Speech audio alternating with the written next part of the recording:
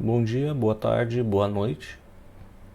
A ideia de gravar esse vídeo é realizar a correção do exercício da disciplina de processamento digital de sinais, processamento digital de sinais para telecomunicações, que ele envolve a parte inicial do projeto de um filtro e a gente vai projetar ele somente até a função de transferência. No projeto de um filtro analógico real você teria ainda a parte posterior, você teria que projetar um circuito que tivesse essa mesma função de transferência, mas aqui dentro da disciplina de processamento digital de sinais, a gente vai parar somente ali no projeto da função de transferência. Então, projete utilizando ferramentas computacionais, vocês podem usar o MATLAB, o Python, o Octave, ou C, se você preferir, que for mais conveniente. E a ideia é determinar a função de transferência de um filtro analógico elíptico tipo passa baixa. Ele tem algumas especificações de projeto. Você quer que o ripple na banda passante de 0 até 2.1 kHz ele seja de até 0.5 dB e a atenuação na banda de rejeição, que é definida a partir de 8 kHz, seja superior a 30 dB. Utilize a função FREQ-S no MATLAB ou do pacote SciPy dentro da parte de processamento de sinais. Ele também tem uma função chamada FREQ-S e ela vai realizar a determinação da resposta em frequência de um sistema que tenha a função de transferência associada a um sistema contínuo. Se você fosse trabalhar com um sistema discreto, você trabalharia com FREQ-Z no MATLAB ou scipy.signal.freqz no Python. E você vai utilizar então essa função FREQ-S para verificar se a função de transferência projetada atende aos requisitos de projeto. Então, para resolver o exercício, eu desenvolvi aqui um notebook dentro do Google Colab com códigos em linguagem Python. Inicialmente você tem aqueles imports que acho que em todos os exercícios a gente tem utilizado sempre os mesmos, NumPy, SciPy, dentro do SciPy o pacote de processamento de sinais e o Matplotlib para exibição dos gráficos. Então esse tipo de especificação ele é bastante comum quando você vai projetar esses filtros que são chamados filtros seletivos em frequência, tipo passa baixa, passa alta. Então, caso eu queira mudar as especificações do filtro em algum momento, eu coloquei as especificações aqui dentro de 4 variáveis: a largura da banda de passagem, início da banda de rejeição, ripple máximo admissível na banda de passagem, atenuação mínima na banda de rejeição. E para todo filtro do tipo passa baixa, elíptico, eu poderia utilizar o mesmo código, somente mudando aqui as especificações. Depois vocês podem modificar a seu belo prazer. Numa primeira tentativa, então eu vou utilizar a própria ferramenta disponibilizada pelo pacote ali de processamento de sinais para a estimativa da ordem do filtro. Algoritmos de estimação da ordem de filtros elípticos, eles costumam ser bastante herméticos, bastante complexos e difíceis de serem interpretados. A razão da gente utilizar ferramentas computacionais nesse exercício. E algumas vezes esses algoritmos eles podem ser um pouco grosseiros, ou seja, as estimativas elas podem não ser muito precisas. Dentro do exercício, ele é um filtro relativamente simples. A gente vai confiar inicialmente na estimativa realizada pelo próprio pacote. Entretanto, é bom a gente ter em mente que nem sempre essas estimativas elas são muito precisas. Às vezes você faz uma estimativa da ordem do filtro elíptico e essa estimativa te diz que a ordem mínima ela é igual a 4, mas é bom você dar uma olhada se ela está satisfazendo os requisitos de projeto. Muitas vezes você precisa utilizar filtros de ordem maior, ou você pode estar também fazendo o processo contrário, superestimando a ordem do filtro. Então, a estimativa dentro do pacote de processamento de sinais do SciPy, ela é realizada aqui pela função elip_ord, e, como eu comentei, esse tipo de especificação ele é bastante comum, e ele vai te dar basicamente aqui os parâmetros diretamente que você precisa passar para a função. E o último parâmetro, em geral, essas funções elas são projetadas para o projeto de filtros discretos ou filtros digitais. Se você quiser fazer o projeto de filtros analógicos utilizando essas funções, em geral você precisa indicar isso de alguma maneira. No caso do Python, seria um parâmetro chamado analog, que você seta como verdadeiro. Uma vez que ele realiza essa estimativa, você pode utilizar a função do próprio Python, função elip, que ela já vai te retornar aqui coeficientes do numerador e do numerador de uma função de transferência que, a princípio, ela vai satisfazer os requisitos de projeto com uma ordem n e os requisitos de projeto que você está passando aqui. No caso, a ordem, ripple máximo na banda de passagem, atenuação mínima na banda de rejeição, final da banda de passagem, frequência máxima da banda de passagem, o tipo de seletividade, como é um filtro do tipo passa baixa, você coloca aqui como low, e novamente você precisa passar um parâmetro indicando que o projeto que você está realizando é de um filtro analógico e não de um filtro digital. E finalmente, isso seria a parte do projeto, e a segunda parte seria utilizar a função FREQ-S no MATLAB ou no Python para avaliar se o projeto está sendo realizado de maneira satisfatória. Então aqui eu realizei uma FREQ-S com os coeficientes aqui do numerador e do denominador da função de transferência que foi determinada anteriormente, e eu estou aqui especificando os valores de frequência no qual eu quero que a função FREQ-S realize a avaliação.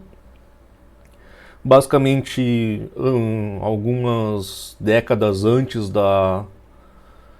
do fim da banda de passagem e a banda de transição, e uma década após o início da banda de rejeição. Mais ou menos esse intervalo de frequências aí seria numa frequência aqui de 10 a 0 Hz até 10 na 5, amostrado com 1000 pontos, espaçados de maneira logarítmica. Em geral, esses gráficos de resposta em frequência a gente costuma mostrar eles em formato que seria log-log, ou se você já estiver utilizando o log na sua função a ser plotada, você pode utilizar um formato semilog.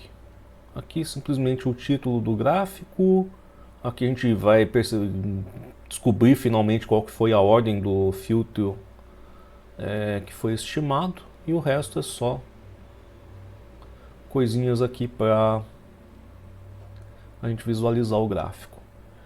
Então aqui eu estou colocando uma linha horizontal aqui em verde abaixo do 0 dB, indicando qual que seria o valor máximo de ripple aceitável.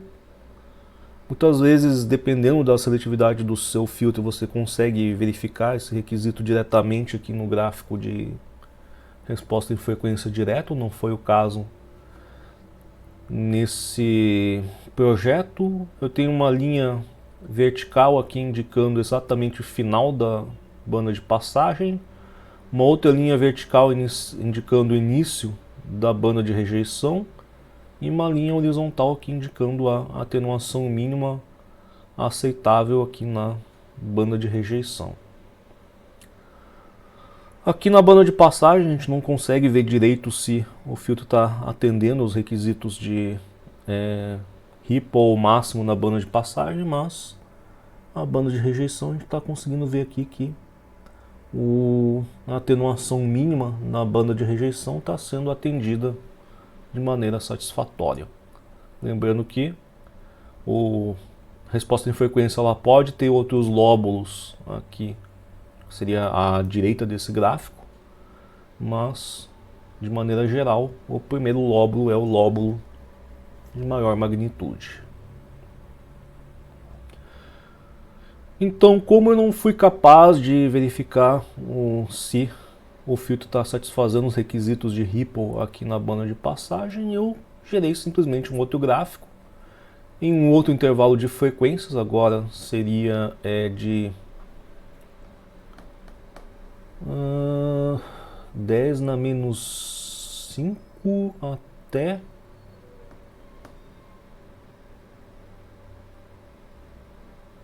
logaritmo na base 10 de 2.5 e na 3 é só para conter realmente a banda de passagem até o fim, uma vez que ela termina em 2.1 Hz, mas vamos plotar aqui no caso até 2.5 Hz, novamente em escala logarítmica com 1000 pontos espaçados. Novamente eu pedi para realizar um gráfico. Como eu estou olhando aqui somente um intervalo menor de frequências, eu posso verificar aqui. Novamente essa linha horizontal ela vai me indicar menos 0.5 dBs, que seria o ripple máximo admissível na banda de passagem, e 2.1 kHz deve estar por aqui mais ou menos.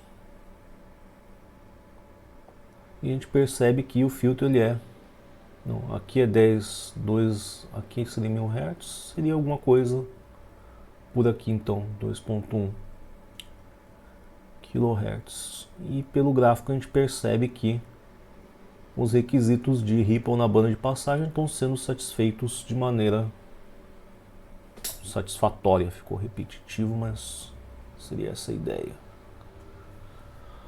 E finalmente você pode realizar um teste com esse filtro. Quando são filtros digitais é mais fácil realizar o teste. Para filtros analógicos eu tive que buscar uma gambiarra aqui, mas basicamente você tem dentro do pacote de processamento de sinais também um simulador de sistemas lineares chamado LSIM, que você pode passar um sinal de entrada x de t, os coeficientes de uma função de transferência do numerador e do denominador respectivamente, e uma escala de tempo, e ele vai realizar um processo de simulação de um sistema analógico dentro de um computador digital. No caso eu estou passando duas senoides de mesma amplitude. Uma delas tem uma frequência de 100 Hz, ou seja que ela está dentro da banda de passagem desse filtro, que seria mais ou menos aqui, 10 na 2, que não está aparecendo aqui no gráfico. E uma segunda senoide que ela está dentro da banda de rejeição do filtro, que seria uma senoide com uma frequência de 10 kHz.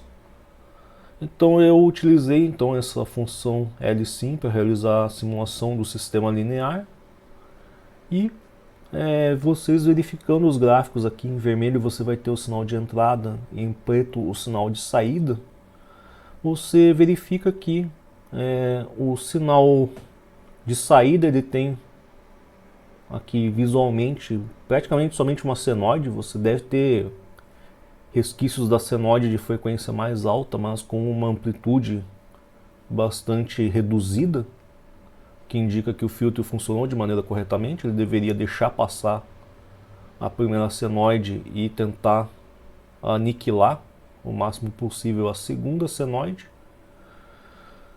Enquanto a senoide de alta frequência, que estava causando que ela foi praticamente anulada, a senoide de frequência mais baixa, ela basicamente foi somente atrasada. Caso ela tenha sua amplitude diminuída, ela foi diminuída por um fator bem baixo, no máximo 0,5 dB, que é quase que imperceptível.